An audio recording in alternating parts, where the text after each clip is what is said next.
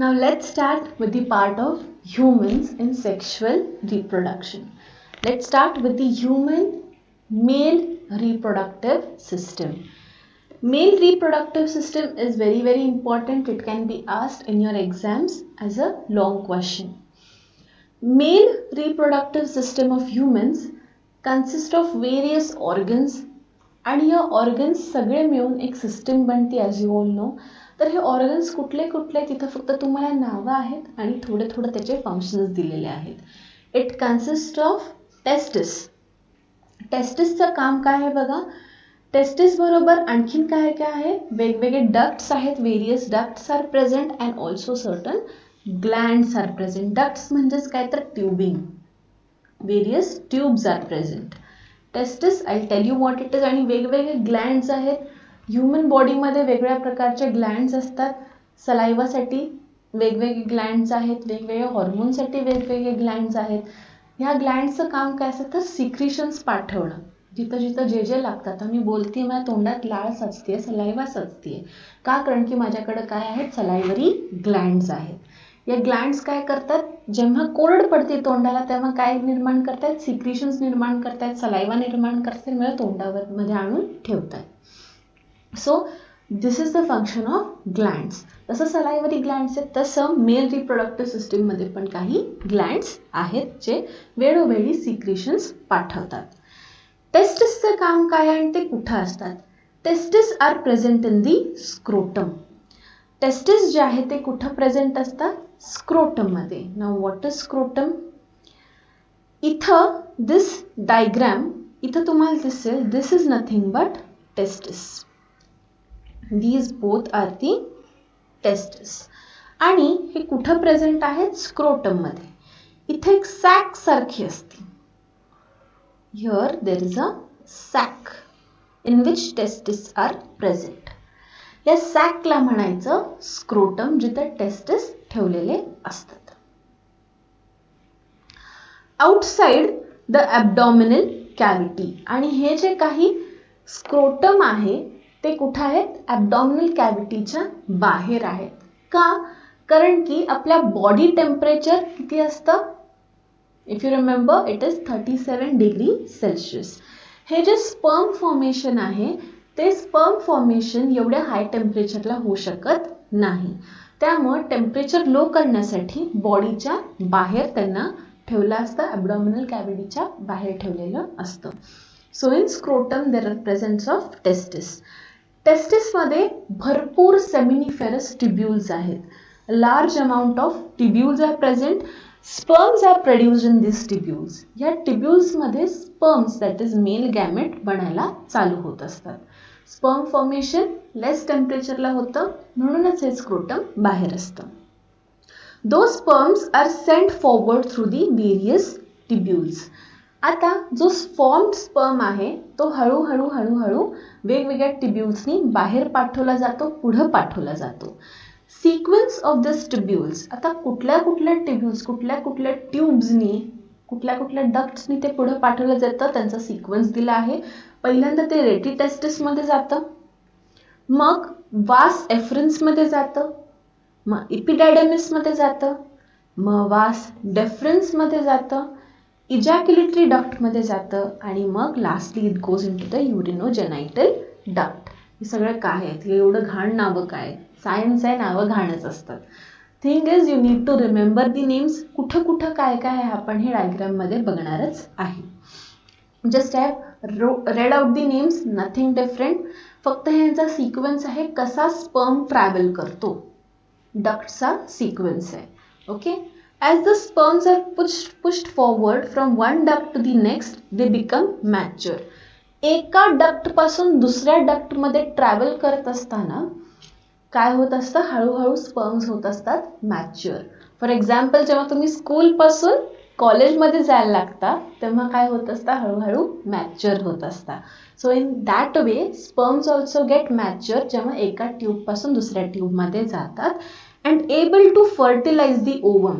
आणि काय व्हायला लागतात, वी बिकम एबल की ते एगला फर्टिलाइज करतील. Seminal vesicles secrete their secretions in the ejaculatory duct. मी मगाशीच म्हटलं वेगवेगळे ग्लँड्स आहेत, तर त्यामध्ये 3 ग्लँड्स आहेत. First Gland is the seminal vesicle. जेव्हा स्पर्म इजॅक्युलेटरी डक्टमध्ये जातो त्यावेळेला हे सेमाइनल वेसिकल त्यांच्या सिक्रिशन्स पाठवतात. नेक्स्ट आणखीन एक ग्लँड आहे, तो ग्लँड कुठला? Prostate Gland. First Gland was seminal vesicle, second Gland is prostate Gland. And Cowper's glands secrete their secretions in the urinogenital duct. 3 glands. First was seminal vesicles. जेव्हा sperm ejaculatory duct मध्ये जातो तेव्हा हे त्यांचे सिक्रेशन्स देतात. Second and third Gland is prostate and Cowper's Gland. हे 2 Gland केव्हा सिक्रेशन्स देतात? जेव्हा स्पर्म लास्ट ग्लँड मध्ये, लास्ट डक्ट मध्ये जातो, दॅट इज urinogenital duct मध्ये. I'll tell you according to the diagram properly. Just remember what I'm saying. Semen is formed by the sperms and secretion of all these glands. Semen म्हणजेच काय? तर bunch of sperms along with these glands. Semen म्हणजेच काय? Sperms and the glands together form the semen. Semen is very important as it helps in movement of these sperms from the male to female reproductive organs. Semen is ejaculated through the penis. हे जे semen form झालेला आहे, it is a jelly substance with all the glands and sperms. हे काय होतं? इजॅक्युलेट होतं, बाहेर फेकलं जातं through the penis. पेनिसच्या माध्यमातून हे semen बाहेर फेकलं जातं. All the organs of the male reproductive system are paired except urinogenital duct, penis and the scrotum. बाकी सगळे ऑर्गन्स कसे आहेत? पेअर्ड आहेत except these 3. Now let's come to the diagram below. हे डायग्राम मध्ये जर तुम्ही बघायला लागलं, I will explain you very properly. So this green coloured are the testis. या टेस्टिस मध्ये काय फॉर्म होणार आहेत? स्पर्म्स फॉर्म होणार आहेत. आणि हे स्पर्म्स टिब्यूल्सनी हळूहळू कुठे येणार आहेत? पेनिसच्या युरिनोजेनाइटल डक्ट मध्ये येणार आहेत. तर फॉर्म झालेले स्पर्म्स आधी कुठे जाणार आहेत? तर epididymis. Here is the epididymis. This part is the epididymis. ह्या इपिडॅडॅमिस मध्ये आधी जाणार आहे. तिथून कुठे जाणार आहेत? वास डेफरन्स मध्ये. This part is called as vas deferens. This is a tube again. Okay. या वास डेफरन्स मधून हळूहळू ट्रॅव्हल करत करत करत करत ते कुठे येणार आहे? इथे. That is the ejaculatory duct. This is the ejaculatory duct. I hope you understanding. या वास डेफरन्स मधून कुठे येणार आहेत? हळूहळू स्पर्म्स इजॅक्युलेटरी डक्ट मध्ये येणार आहेत. This purple colour is the ejaculatory duct. इथं आल्यानंतर इजॅक्युलेटरी डक्ट मध्ये आल्यानंतर आपल्याला माहिती आहे की there are glands called as seminal vesicles. हे सेमाइनल वेसिकल्स इजॅक्युलेटरी डक्ट मध्ये काय पाठवणार आहेत? त्यांचे सिक्रिशन्स पाठवणार आहेत. तिथून जे मॅच्युअर झालेला स्पर्म आहे तो हळूहळू कुठे येणार आहे? आता युरिनोजेनाइटल डक्ट. एवढं मोठं नाव कशाला दिले? त्याला नाव काय आहे? युरिनोजेनाइटल डक्ट. वाय? युरिनो म्हणजेच काय? त्या डक्ट मधून युरिन सुद्धा पास होऊ शकते. जेनाइटल का? कारण की त्याच्यामधून गॅमेट सुद्धा पास होणार आहे, दॅट इज स्पर्म सुद्धा पास होणार आहे. त्यामुळे त्याचं नाव आहे युरिनोजेनाइटल डक्ट. इथे इजॅक्युलेटरी डक्ट मध्ये आलेलं जे काही स्पर्म्स आणि ग्लँड आहे ऑफ दी सेमाइनल वेसिकल्स ते हळूहळू युरिनोजेनाइटल डक्ट मध्ये खाली येणार आहे. इथं आल्यानंतर आपले अजून 2 ग्लँड्स आहेत. कुठले कुठले? काउपर्स ग्लँड आहे आणि प्रोस्टेट ग्लँड आहे. This is the prostate gland and second is the Cowper's gland. Cowper's gland आणि प्रोस्टेट इथं त्यांचे सिक्रिशन्स सिक्रीट करतात आणि जे काही फॉर्म होणार आहे that is nothing but the सीमेन. जे सीमेन फॉर्म होणार आहे त्याच्यामध्ये काय असणार आहे? ग्लँड्स, सगळे ग्लँड्सचे सिक्रिशन्स, आणखीन काय? स्पर्म.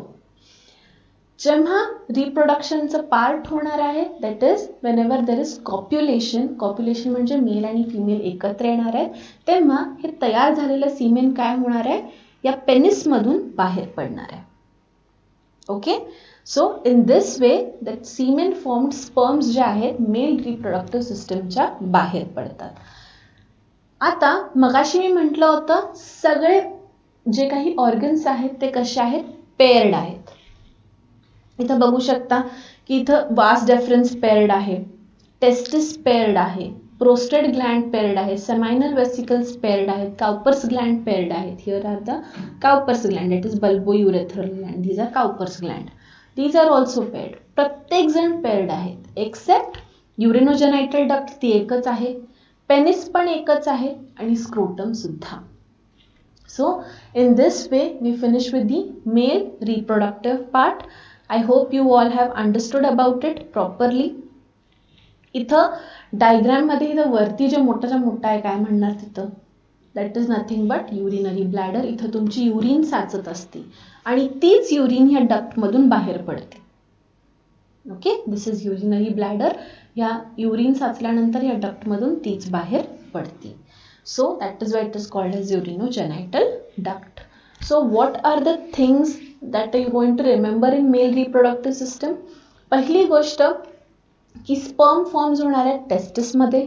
तयार झालेलं टेस्टिस मध्ये स्पर्म्स जे आहेत ते कुठं जाणार आहेत, इपिडायडमिस मध्ये. इपिडायडमिस मधून कुठं जाणार आहेत, वास डेफरन्सला. तिथून ते कुठं जाणार आहेत, इजॅक्युलेटरी डक्ट मध्ये जाणार आहेत. आधी इथे इजॅक्युलेटरी डक्ट आहे.